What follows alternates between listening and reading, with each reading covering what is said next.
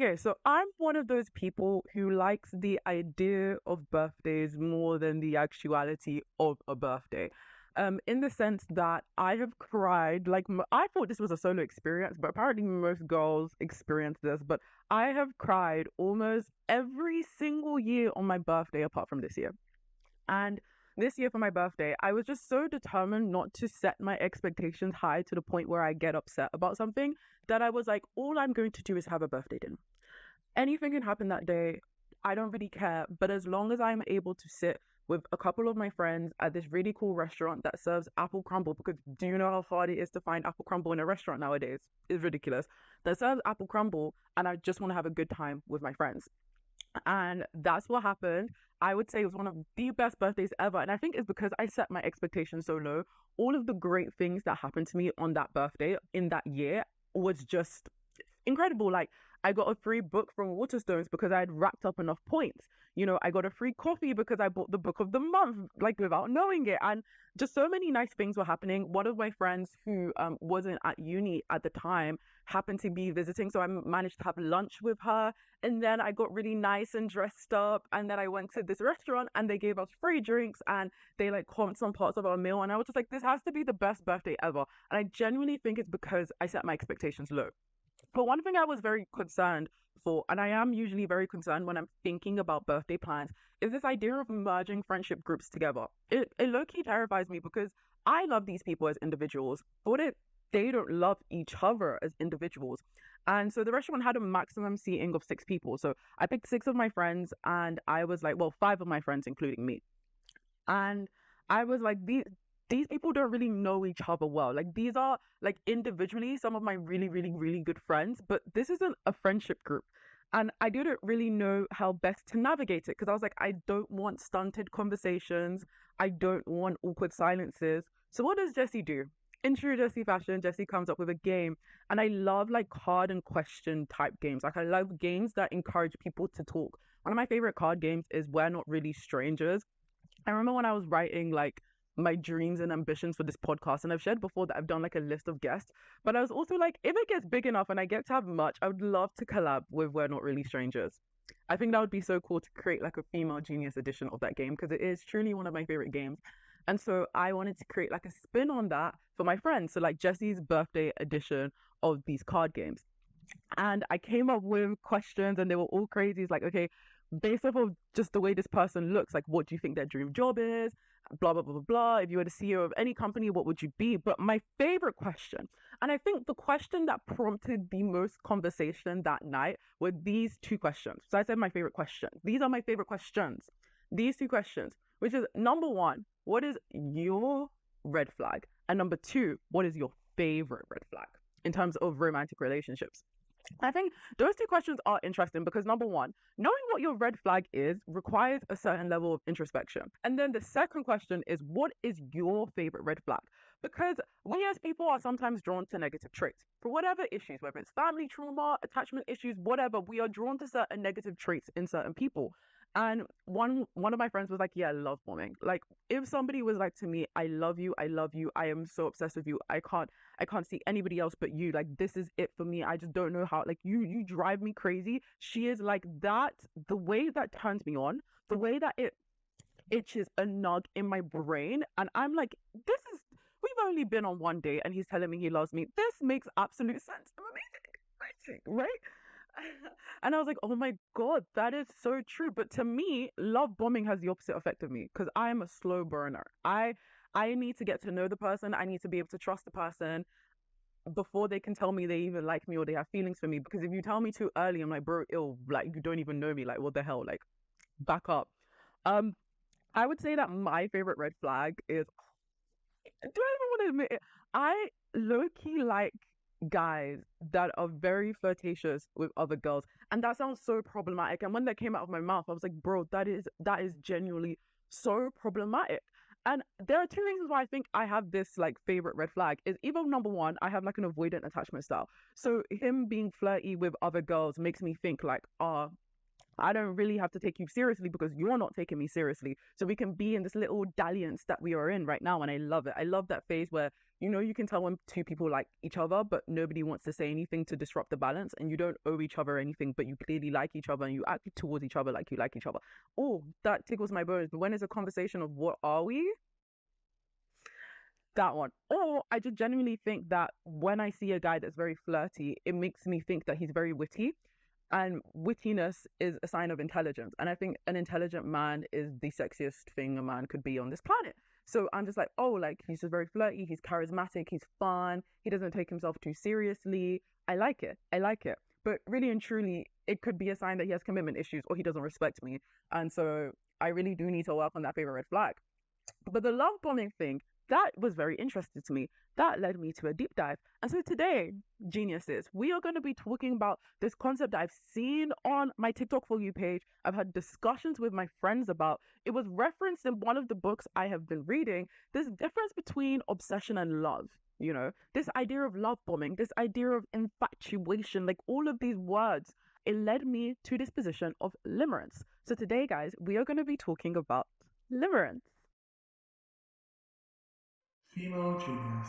This is a I need my notes kind of episode. I'm sorry, guys. There are multiple different definitions of limerence, but the one that stuck out most to me is how Nikki Hayes describes limerence, which is a kind of infatuated, all-absorbing passion. Think about the type of love explored in Romeo and Juliet. Like, it's this unfulfilled, intense longing for another person, which defines limerence. And this concept came to light. I think it was in 1979. A psychologist named Dorothy Tennov wrote a book called Love or Limerence, where as she was studying different aspects of love and interviewing different people for case studies, she kind of came across this reoccurring theme that she then categorized and determined as limerence. Okay, so she doesn't describe it as a psychological disorder, but from reading some of her work and reading some of the critiques of her work, it kind of feels like it's described as this like psychological disorder, almost this uncontrollable psychological state of being that is felt when you have this all-absorbing passion, right? And there are certain important components that Tennov described as being characteristic of limerence: intrusive thinking about the person of your desire. And not even of the fact that, you're in a maths class and they're talking about natural logarithms and you are this is so boring, so you start wandering off about this guy that you saw at the bus stop and the fact that, oh wow, he's super cute and I'd love to go on a date with him. No, this is intrusive thinking to the point where it's a burden. You cannot concentrate watching TV, listening to songs, doing everything because this person is such a strong object of your mind. Think about your friend who it's still maybe an ex isn't a good idea, but we all probably have one friend who is in a situation or likes a person and everything comes back to that person. It's like that, but in your brain. So you'll be talking about, I don't know, the hurricane in Florida, and then they're like, the hurricane in my heart that Dorothy left me. Yeah, that is what it's like, but in your brain. So that is a very important separation. This acute longing for reciprocation, dependency of mood on your object of desire. So this idea that depending on how your object of desire feels, you are now going to be affected by their feeling. If your object of desire is sad because their dog just died, you are feeling their sadness to an intense amount, and not even normal levels of empathy. Damn, that must be really hard to go through. I really feel for them. I want to make them happy. I want to make them better. This is oh my God, they are sad. I am incredibly sad too. How could my object of desire ever be in distress? Are you seeing this obsessive, almost all-consuming, it takes over your emotional thoughts, it takes over your actual physical thoughts, right? And there's actually some aspects, or some people argue, Tennov argues this, again, there are loads of criticisms, which we'll get into a bit later, but some people argue that the feeling of limerence, there has to be this relief at the fact that you aren't in a relationship. And it's sometimes fleeting and it's transient. So it's not always there, but sometimes in and out of your obsession, there needs to be this idea that the fact that it's unrequited and the idea or the fear of rejection doesn't have to be realized is a very important driving factor to limerence. This idea of hope that there is still a possibility because you have not confronted the reality of the situation is a very, very important fuel to this limerence state of being. And there's a remarkable ability to emphasize what is truly admirable about this person and avoid dwelling on the negative. The sense that you see the problems in this person, but you refuse to acknowledge them as actual problems. You're just like, well, but he's so pretty and he's so kind and he rescues dogs. And you kind of crystallize, or crystallization is how it's defined in the book or the papers that I've read, is this idea of like you take the best aspects of them that you initially drew you to them in the first place, and you freeze that person in that state of being in your head. That person can do no wrong because you only see them as their most perfect crystallized version of themselves. What this reminds me of is that like thing from Rick and Morty where this is not even a romantic situation, but it's that episode where Summer is working for the quote unquote devil, and Rick is like, yeah, this is the devil. What are you doing? Like, why are you working for him? Summer has a little bit of like a crush on him, and she just really enjoys working there. And like, Rick is like, what are you doing? And then Summer goes, I can quote this. Yeah, so what if he's the devil, Rick? At least the devil has a job. At least he's active in our community. And the amount of times I quote this, because sometimes I will like, I'll be watching a show and I will be like, oh my God, like this guy is so hot. And I was like, yeah, but he just murdered like 10 people. And I was like, well, at least he's active in the community. At least he has a job. That is a constant point of reference. Female genius. So it's actually very important in general to distinguish limerence from other types of love, because I feel like from this description you might be thinking, like, what is the difference between this and infatuation? What is the difference between this and a crush? Like, these sound like my crushes, and Tennov does actually acknowledge this. And it's the fact that the English language is very limited in the fact that we have one word to describe a multitude of different feelings and emotions. The love I feel for Vinnie Hacker is definitely not the love that I feel for my father, or the love I feel for a Tango Ice Blast every time I go to the cinema is not the love I feel for my best friend, but because the English language is very limited and we only have one word for this type of love, and cultural capital comes into play. So the way that somebody from a very different culture or a different life experience might define love, or somebody from 100 years ago might define love, is probably very different from the way I would define love or crushes or infatuation now. And that all comes and intertwines into play why we need a word such as limerence. She says, and I quote, while affection and fondness do not demand anything in return, the return of feelings desired in the limerence state means that other aspects of your life, including real genuine love, are sacrificed in behalf of this all-consuming need. As per usual, in studying and preparing for this episode, I was taken to Reddit. Reddit is my favorite app if you haven't heard it before. I love Reddit. And hearing different people's stories about people who genuinely think they're experiencing limerence, I'm like, this is more than a what's the lyric from Let It Shine? This is more than a crush. It's more than a like it's more than a love. There's this person that really stuck out to me on this Reddit post about how he has experienced the state of limerence for this girl for the past 3 years. This girl is completely aware that he has this feeling, and the girl was like, actually, you have limerence. The girl introduced the guy to this concept of limerence. This girl is in a very, very happy relationship with a long-term boyfriend of 10 years. This guy is fully aware of this fact, but he keeps describing all of my journal entries are about her. Every song I think about is about her. Everything I do, everything I say, every meal that I cook, all of my thoughts are about her. And he's genuinely concerned for his psychological safety. He's like, I don't think it's normal to be this obsessed and to be feeling this much for another person. I can't move on. My friends have tried to set me up on dates with other people, and I just can't go because I would just always consistently compare them to this girl. That is what limerence is. It is not a general, oh my God, he's kind of cute, he's kind of hot, I feel for him. And do you know what? Everybody has a different definition of a crush. For some people, crush could be limerence. And for some people, like me, a crush is, this guy is hot. If you ask me out on a date, I'd say yes, that kind of thing.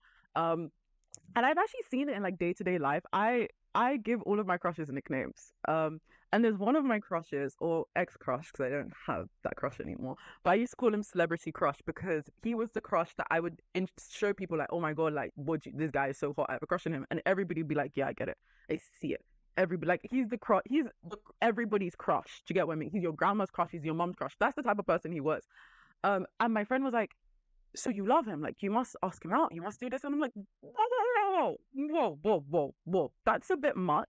He is just an object of my desire, but that doesn't mean he gets my attention and my infatuation, and he's always on the topic of my thoughts. And Even Dorothy Tennov spoke about in the book about a conversation that she had about somebody who had never experienced limerence.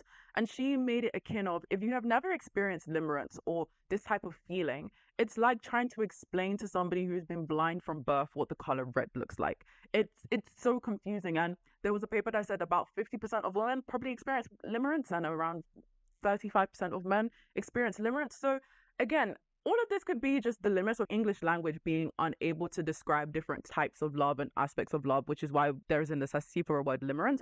It could be the lack of understanding, but I do think, and I do understand Dorothy Tennov's point about being able to define different psychological states, especially when somebody is like suffering. You need to be able to distinguish it from love, because love has such positive connotations.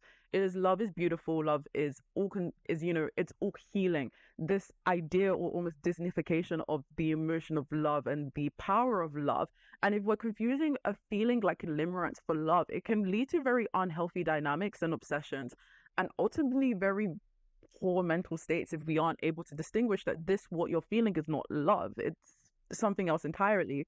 Enter the word limerence. Also, is not to be confused with infatuation either, because I also thought this just sounds like an obsession. It sounds like infatuation. But according to the triangular theory of love by Robert Stenberg, he describes infatuation refers to romantic passion without intimacy and without commitment. Think about, your celebrity crush, not the guy that I define as my celebrity crush. I need to come up with a better word. Think about like a celebrity that you have a crush on. Zendaya, Tom Holland, Chris Hemsworth, Chris Evans. My current celebrity crush is Jonathan Davies from Outer Banks. So he is, anyway, besides the point. Like exactly like that. That is a little bit of an infatuation, because I feel he's attractive. I'm like, he's so cute, but there is no intimacy because I do not interact with this person. He does not know who I am. And there is no commitment, again, because I do not interact with this person. Whereas limerence is different because you do have this sense of interaction. There potentially could even be a sense of intimacy with a lack of commitment. There is a huge difference. It should also not be confused with erotomania, which is a word I actually discovered while researching this, which is a delusional disorder. I also found it so funny they just defined it as a delusional disorder. It is a delusional disorder where the sufferer has a delusional belief that the object of their affection is madly in love with them when they are not. Somebody from limerence might sometimes misinterpret signals or falsely believe that their desire of attraction reciprocates their feelings when they do not, but they are receptive to negative cues. So if their object of desire was to turn around and be like, I find you ugly, like I do not like you, they will be very receptive to that, and they would be very hurt from that and realize actually this person doesn't like me. Whereas somebody who suffers from like erotomania, that person will say, I think you're ugly, I do not like you. And their response is, she want me. She trying to lie. She just don't want to make it obvious because her friends are there. She loves me. Did you not see how passionate? Do you get what I mean? Another thing that I thought was very interesting when researching limerence is that the fact that sex is not a central focus in limerence. In fact, a lot of people who experience limerence, according to Dorothy Tennov's study, are much more focused on this idea of emotional union over sexual desire. They would rather have a completely passionate emotional relationship that means that they do not have any sexual relations with this person if it means that their feelings or their idea of their feelings are somewhat reciprocated. I often think about like the song Moonlight by Chase Atlantic, who I'm getting tickets to go see. Moonlight is it probably is my favorite Chase Atlantic song. And the whole topic of Moonlight is this idea of how much he is in love with this girl, but this girl doesn't love him back the same way. But he is willing to give every single piece of him and in any way that she wants him, just so that he can spend time with her. That is more limerence. This idea of whether it's just sex that you want from me, I will give it to you. Whether it's you want somebody to talk about all of your feelings, I will give it to you. Whatever you want, I will give it to you. I just want to be around you in some form of way. That is more akin to limerence. But of course, though, as most psychological studies or papers or anything like that, theories, especially when it comes to human emotion, there is a lot of division in whether or not this is rooted in some kind of truth. For example, Helen Fisher, my Beyonce, the Beyonce of love. The Beyonce of love. Helen Fisher, who is very famous, biological anthropologist for studying love. She has many, many books and many, many TED Talks. So a lot of people have come across her works at some point in their lives. She states she does not think there's any difference between limerence and romantic love. She thinks romantic love is not inherently negative or positive, and those addictive feelings or this natural addictive feelings towards romantic love isn't something that's necessarily bad. She thinks some people argue, I can't remember who said it, but Some people argue that maybe the people that are being interviewed or reporting as limerence probably have underlying OCD, so obsessive compulsive disorder, and that could be showing up towards the obsession towards this romantic person, or it could be an indicator of underlying psychological issues. Female genius. The neuroscience behind limerence is very interesting, and I'm planning on in the next coming weeks to do an episode deep diving into the hormones that cause these emotions, because these are very complex and I don't think I can sum it up in like one episode. Noradrenaline, when you see somebody, you have a crush on them and your heart's beating fast and you get all sweaty and shy, that could be attributed to the release of noradrenaline. This idea of reward. So when your object of desire looks at you, when they message you, when they laugh at your joke, they smile, this feeling, this reward that is driving our behavior is underpinned by our dopamine pathways. So dopamine is a regulator of these feelings and signals of love and feelings and happiness, right? It is not the cause of these signals. So its primary function is to recognize and actively seek reward. So think of it almost as it has like a labeling function. If a feeling or an action is good, it will label it as we want to seek it again, or we do not want to seek it again. And this basically fine-tunes different brain pathways so we are more attuned to the things that feel good and are rewarding to us, right? This feeling, a lot of neuroscientists say that is a mixture of the special concoction of endorphins and endocannabinoids. Obviously, you probably heard of endorphins. You know, that's what all of the runners try to say that you get to lie to you to make you run marathons, like the runner's high or that endorphin release after you work out. Endocannabinoids are neurotransmitters that bind to the cannabinoid receptors.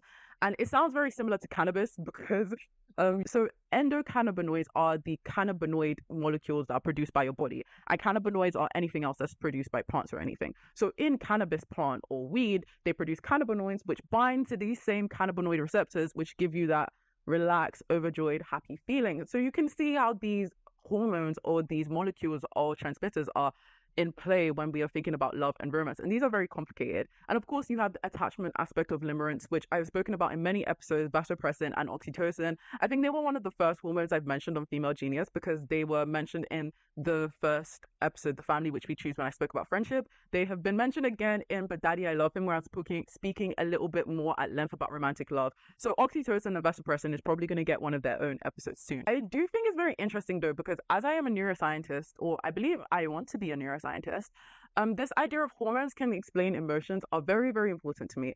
I love understanding why I'm feeling what I'm feeling when I have a crush, when I'm sad or anything. I would love to understand that there is a hormone that explains why I'm acting this way.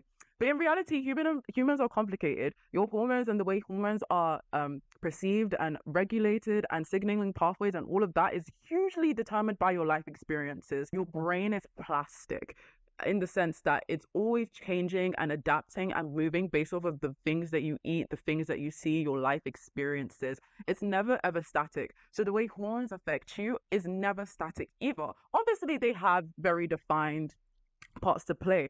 Who's to say that the way I feel love is the same as the way this other person feels love, or the way I feel limerence is the same as the way somebody other feels limerence? And while we can try and through psychological studies or questionings or interviews and those kind of things try and determine where there is commonalities between commonly expressed emotions or feelings or themes, again, that feeling is something that we can't really describe to somebody else because it's a physical feeling within our own experience. But I will definitely be doing, I have had many, many, many requests to actually go through and study and like explain all of these hormones and their pathways and what this means to us in a high level simplistic detail that people who haven't studied science will get. So please know that it's coming. I often think about Avatar: The Last Airbender a lot, and I'm also planning an episode of it. But when I was working on this episode and this idea of limerence and this infatuation and crush and love and all of these things, right? Because I do think limerence and romantic feelings, as many or other relationships, can teach you a lot about yourself. They serve as great catalysts for change and for growth and for realization about the self and society and the world and other people. So when I think about Avatar: The Last Airbender, there's this really, really funny scene where Aang is basically trying to learn how to unlock the avatar state with this guru. And he was like, to fully unlock the avatar state so you can do it at your command, like become one of the most powerful people in the universe. Like this is the massive cheat code. Like if you're able to do this, Fire Nation who, right? And then the guru is like, to do this, you have to let go of your crush, dude. Like you can't be in love. You got to let go of your love, your earthly attachments and desires. And Aang wakes the hell up and he's like, what? Why would I choose the Avatar state over Katara? Why would I choose all of the secrets of the universe over Katara? And he gets up and he goes home, unable to unlock the Avatar state again. And if that's not, so some people that's like, that is really stupid. That is really dumb. You know, just because you have a crush on this girl, just because you think you love this girl, maybe it's limerence, maybe it's love, maybe it's obsession, we don't know. But he is like, I refuse to be able to unlock the Avatar state if it means I cannot love this girl again. And at first, I thought he was really stupid. And I always used to think crushes and limerence and this idea of love, I always used to think is really stupid. But then there was a scene where Aang was walking with Uncle Iroh, our Uncle Iroh, a wise, wise person. And he says, perfection and power is overrated. And I think you're very wise to choose happiness and love. And really and truly, who am I to argue with Uncle Iroh if he thinks happiness and love are very important? Anyway, guys, I hope you enjoyed this episode. I actually really loved this episode. I think I have a bit of an obsession with trying to explore and explain and learn and try and understand different feelings and emotions. So when I hear something that I'm like, oh, I've never heard before, I will be checking it out. I hope you guys have a brilliant week, geniuses, and I will see you next time on the Female Genius podcast. Female Genius.